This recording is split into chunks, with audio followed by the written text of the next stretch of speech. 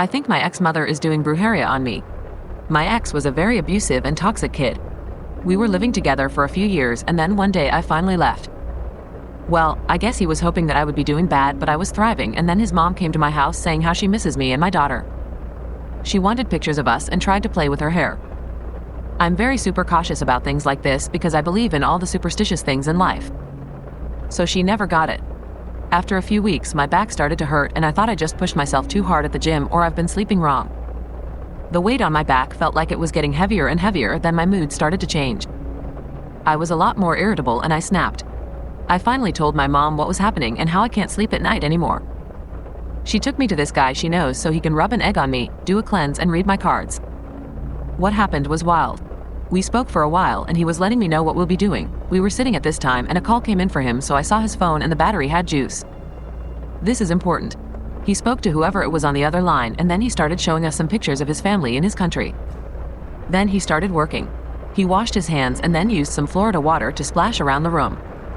He got the egg and started reciting something and rubbed the egg on me. I could hear the yolk swish inside and then it was like it was getting cooked. It got hard. My mom was in the room with me and her face said everything I needed to know. This wasn't good. He then got to my back and then the egg looked like it was getting charred. My back wasn't dirty and I haven't been rolling around coal. He then moved away from me and just looked at me as if I changed for a second. He said, "Okay, let's sit down." We looked at the egg and he asked me what I see. I looked at the egg and the black sud made little pictures. It had a person with a broken neck, a knife from what I could see, and some swirls. He cracked the egg in a tall glass of water and so many things were going on there. Bubbles, red dots, and more images. There were a couple of dark brown blackish specks in there too. We all talked about the things that were pooing out, but again there was a person hanging from around their neck and an image of a cat. My ex was a huge cat person. He pulled out his phone to take a picture and his phone just completely shut off. We were all surprised and he tried to turn it on thinking it may have just turned off, but then he put it on the charger. His phone was at 0%. We took pictures with my phone so I could send it to him later, and my phone, which was at 80 then, was at 15%. We took the pictures quick and then off. My phone turned off. He then started to read my cards and everything made sense. And I know, a lot of people think this is all hocus pocus and I won't lie. I kinda am a little skeptical too, but everything made sense and then he told me about what he sees behind me.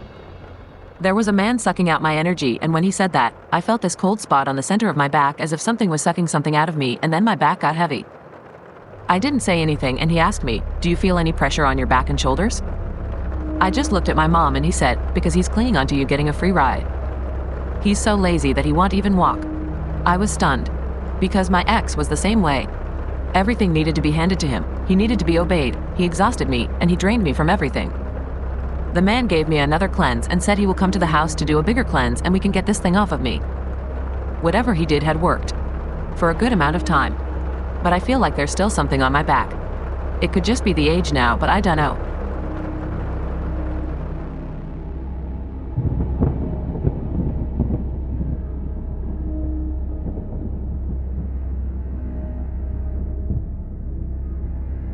We took a road trip to Oregon from Las Vegas, Nevada.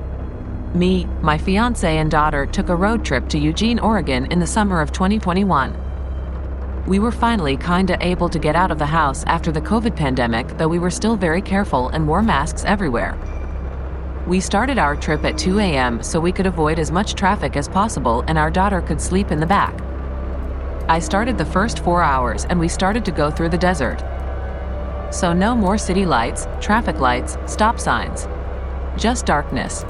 I already got this feeling in my stomach that this was a horrible idea, but I am the type to bypass red flag alerts if it meant I get to have some fun or memorable moments.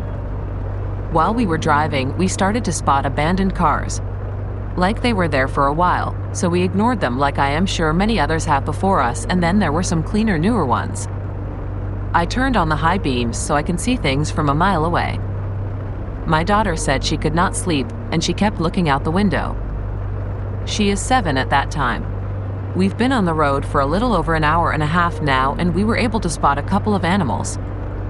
But then I saw a shadow of a man figure. I tensed up and froze, but kept driving. I thought it was just me until my daughter said, "Did you see the man? Do people live out here?" My fiance told her not to scare me because I was driving, but when he looked at me, he said, "What?" I told him I saw him too. We kept driving, but I slowed down a little to make sure I don't hit some tracks or nails to get a flat. I've seen Wrong Turn and so many horror movies to know that mountain people are no joke, and I don't need a flat at 4 a.m. AAA would not come in time. It honestly could have been my imagination, but I swear I could see people peek out from boulders and dried out bushes. We finally hit a small town, I guess you could say, in the middle of nowhere. We stopped at the gas station that looked really clean and new, current to stretch out a bit to refuel. We got a few drinks and snacks, but the employee looked mad. I mean, I'm sure it was just because it was 7 a.m., so they were just getting in the groove, but the entire town felt off. The houses looked like they were just made from scraps found, and they had a couple of animals like goats, but the town wasn't that big. I didn't see any restaurants or grocery stores. When I turned the GPS back on, there was nothing on the map. It looked like we just stopped in the middle of the road for nothing, I dunno. I just got a weird feeling of it all. When we drove back home, we didn't pass the town again.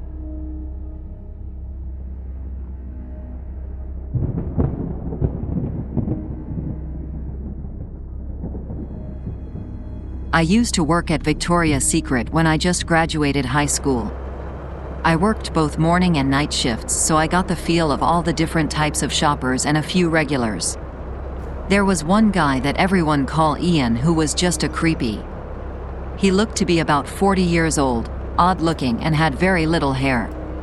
Like maybe 12 strings of hair, bald everywhere else. Everyone suspected him of being the one to call the store phone and just breath. One day I told them to see how long he goes for, and they laughed and agrees. We just left the phone off the hook and went on with our day. We forgot about it until hours later. He was still on and breathing really heavily. So we hung up on him and were all nervous about it. Whatever, he's just a creep. I got asked to stay a little longer since it was almost the holiday and they needed as many hands as possible. I agreed. While I was out on the floor in the pink side, there were some teenagers asking me questions about the sale on how to get the free underwear for donating their old ones. I looked at them and was completely confused. I told them I never heard of it and let me check for them. I spoke to the manager that was on floor that day, and she gave me the same look like WTF. No, we aren't going to take used underwear. So I went back to them and asked them where they heard such a thing. They told me they were just told by the man who was going through the panties. I looked over and didn't see anyone. I also want to add that our uniforms aren't anything unique. It's just all black, so really, anyone can kinda look like they worked there. When I told them that I was the only one working in this side, they looked at each other and said they gave their number and email to the guy. We had one male employee working that day and asked him to come out. He was about 19, 20 and very clean. I asked if this is the guy that they spoke to, and they said no. It was an old man who was bald, but they didn't get his name.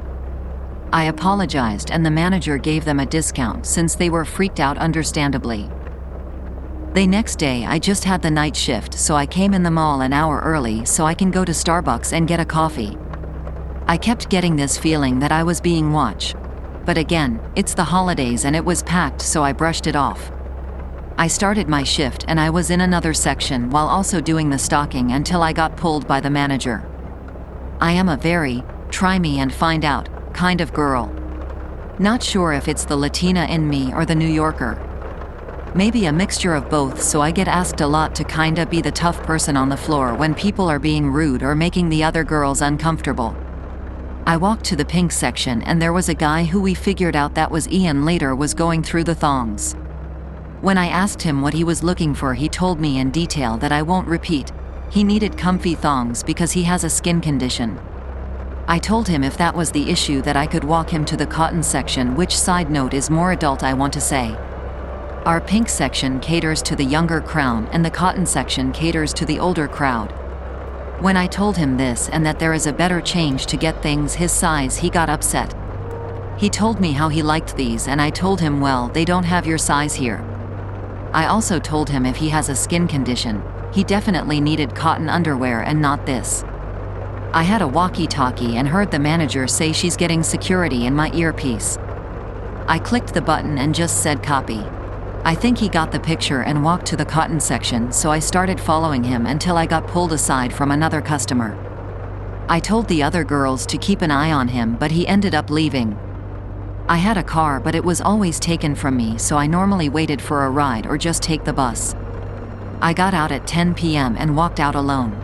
On my way to the outside, if you're in the closing shifts, you have to walk through the back of the stores so no one is wandering around the mall.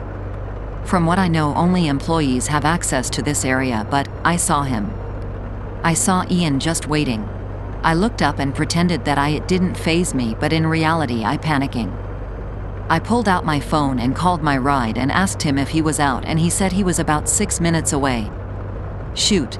I said okay and that I'll be right there, so I started picking up my pace. I passed him and kept walking. Then I noticed that he started to walk behind me. I pulled out my car key and pressed the button. It made this click sound. I did it in front me of, so he didn't see what it was, but he might as well thought it was a weapon and backed off. I kept walking, thought the back, until a door opened. The gods were on my side because I saw one of the guys walking out from the Foot Locker door. He was this big 6'4" guy who worked out. We didn't talk so much, but we communicated here and there. When I ran up to him, I acted like we were friends and I hugged him. I told him what was happening and he looked back and saw that he was walking the other way now. He yelled at him, and just by that security came running. Ian was taken by security and I believe he was banned, but he still called, heavy breathing.